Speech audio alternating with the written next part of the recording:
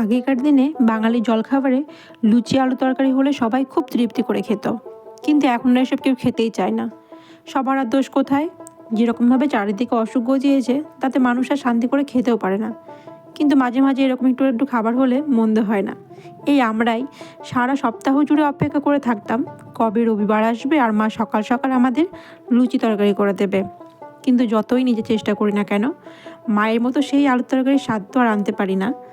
মায়ের হাতে তো আলাদাই স্বাদ, কি তাই না?